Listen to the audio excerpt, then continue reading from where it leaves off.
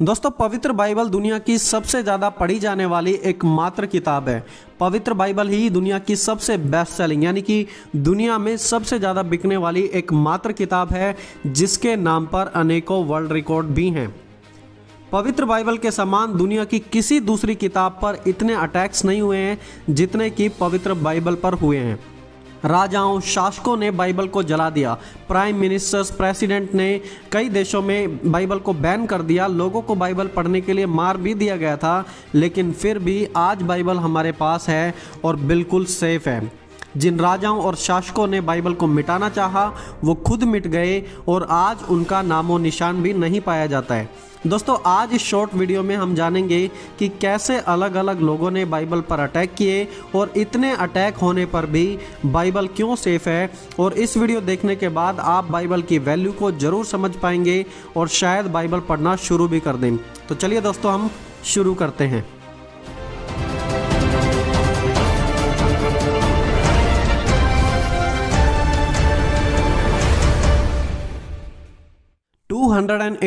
AD, जी हाँ, 284 AD में 284 AD में डाइक्लोशियन कैसर की पदवी पर आया। डाइक्लोशियन एक रोमी शासक था। उसने शुरुआत के 19 साल बड़ी शांति से क्रिश्चियनों के साथ बिताए, लेकिन 19 साल बाद जब पावर उसके दामाद के हाथ में आ गई तो उसने पूरा सीन ही बदल दिया। उस दौरान मसीहों को इतना सताया गया था कि उस समय के प्राचीन लोग मानते थे कि डाइक्लोशियन और नीरो जैसे रोमी शासक ही एंटी क्राइस्ट हैं जो दुनिया का नाश करने आएंगे। वो इन शासकों को ही एंटी क्राइस्ट मानते थे, क्योंकि इतने बुरे तरीके से ये शासक क्रिश्चियन लोगों को टॉर्चर किया करते थे। डाइक्लोशियन ने मसीहों के लिए 4 बड़े ही डेंजरस रूल बनाए थे। पहला, all church pastors and Christians leaders should be imprisoned immediately. सभी मसीह पासवानों और कलीसिया के अगुवों को तुरंत जेल में डाल दिया जाए। दूसरा, Christians were forced to sacrifice to emperor and Roman gods or else killed. मसीहों को मजबूर किया गया था कि शासकों के सामने झुको और रोमी देवताओं की आराधना करो। जो भी ऐसा नहीं करता था उन्हें मार दिया जाता था। तीसरा, all churches should be destroyed all over the empire. सारे चर्चों को गिरा दिया जाए, नाश कर दिया जाए पूरे रोमी साम्राज्य में। और चौथा था, all Christian literature including the writings of church fathers and the Bible should be burned. सभी मसीह लेखों, प्राचीन कलीसिया के रिकॉर्ड और बाइबल को तुरंत जला दिया जाए। इतना ही नहीं, मसीह महिलाओं और बच्चों को जंगली जानवरों के सामने फेंककर मरवा दिया जाता था। और रात को जब रोशनी नहीं होती थी तो मसीहों को जिंदा जलाकर उनकी रोशनी को टॉर्च की तरह इस्तेमाल किया जाता था। इतना बैडली ट्रीट किया था उन लोगों ने मसीहों को। डाइक्लोशियन के समय में ही बहुत सारे क्रिश्चियन लिटरेचर को जला दिया गया था। इसलिए आज चर्च हिस्ट्री की कुछ बातें ऐतिहासिक रूप से क्लियर नहीं है, क्योंकि डाइक्लोशियन ने उन सभी डॉक्यूमेंट्स को जलवा दिया था। लेकिन देखिए, बाइबल को जलाने के बाद, जमीन में दबाने के बाद भी आज भी बाइबल जो की तो है। डाइक्लोशियन तो आया और चला गया, लेकिन पवित्र बाइबल आज भी हमारे पास है, हमारे पास सेफ है और हम इसे पढ़ सकते हैं। फ्रेंच एथिस्ट वोल्टेयर, जो कि फ्रांस के एक नास्तिक थे, उन्होंने एक बार बाइबल का मजाक बनाते हुए एक बात कही थी। उन्होंने कहा था कि आज से 100 साल के बाद बाइबल का वजूद मिट जाएगा, लोग भूल जाएंगे कि बाइबल नाम की कुछ चीज़ भी थी। लेकिन इंटरेस्टिंगली दोस्तों, ऐसा नहीं हुआ। बात यह हुई कि वोल्टेयर की मौत के 100 साल बाद उन्हीं के घर में बाइबल छापने की प्रिंटिंग प्रेस लगी, जो कि फ्रेंच बाइबल सोसाइटी ने लगाई थी। तो वोल्टेयर जो कहते थे कि 100 साल के बाद बाइबल गायब हो जाएगी, उनके मरने के 100 साल बाद उन्हीं के घर में बाइबल छपनी शुरू हो गई।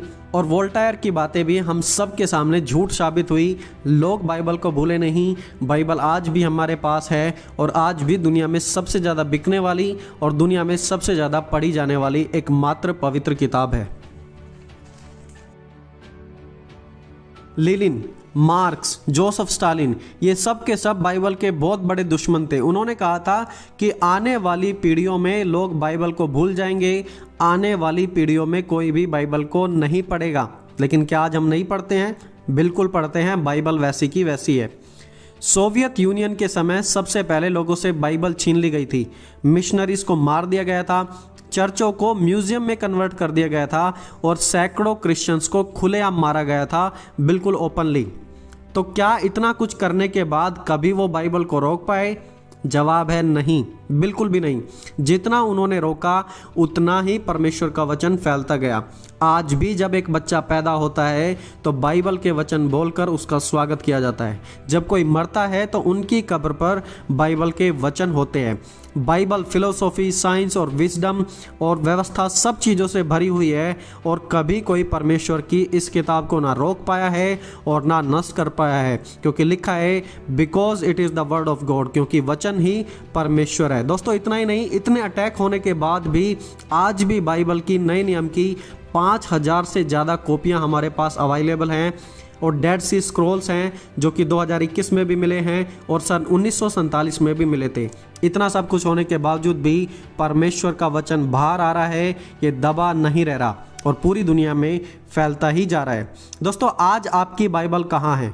क्या आपकी बाइबल स्टडी टेबल पर है? क्या आप उसे डेली पढ़ रहे हैं या कहीं घर में रखकर भूल चुके हैं?